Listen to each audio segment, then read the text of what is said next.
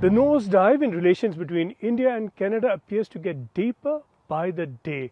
Prime Minister Trudeau made a statement on Tuesday, on the face of it a rather positive statement, that Canada is not looking to escalate the situation with India and that Canada will continue to engage responsibly and constructively with India.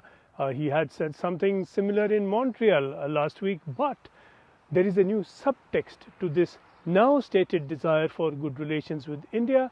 Trudeau added on Tuesday that Canada wants to be on the ground to help the Canadian families there. And that is where the twist comes to this positive statement. Trudeau's remarks came after reports that India wants Canada to remove as many as 41 of 62 of its diplomats in India, and to do that within a week, with a warning that those who stay on after October the 10th could risk losing their diplomatic status. This is a report that has been indicated. This was not confirmed by Trudeau, but Trudeau seemed to speak in the context of this.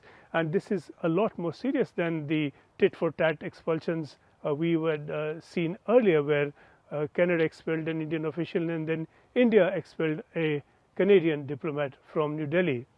Trudeau did seem to suggest now that the present staffing of the High Commission is needed to provide consular and other services to a very large number of Canadian citizens who live in India or travel to India, most of them, as it happens, of Indian origin, and most of them from Punjab. He appeared to suggest that such services could be jeopardized if the staff reductions were to be reduced to as low a level as reported. That India wants a reduction is without doubt. The Indian External Affairs Ministry spokesperson had said 2 weeks back that Canada had been asked to remove a number of its diplomats in order to bring parity with the number of Indian diplomats in Canada. The new move now seems to put a number to those removals, and it is a high number, and it sets an early date. The spokesperson had confirmed also earlier that India had asked Canada to remove staff. It was not Canada's decision. It came, he said, pursuant to the request from India.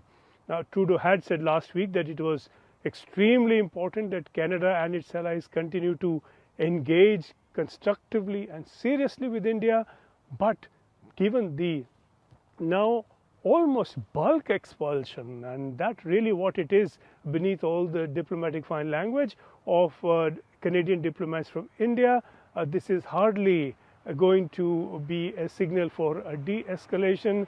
It seems that the confrontation is getting confirmed, it's getting deepened, it's picking up, and shows no signs of the de-escalation that Trudeau has spoken of. Clearly, it is Trudeau who started all this. He made an allegation, a self-confessed allegation in the Canadian Parliament, that an Indian agent or Indian agencies were behind the killing of Hardeep Nijjar in Canada on June the 18th. That has not been backed up by any evidence. India predictably and inevitably has reacted very strongly.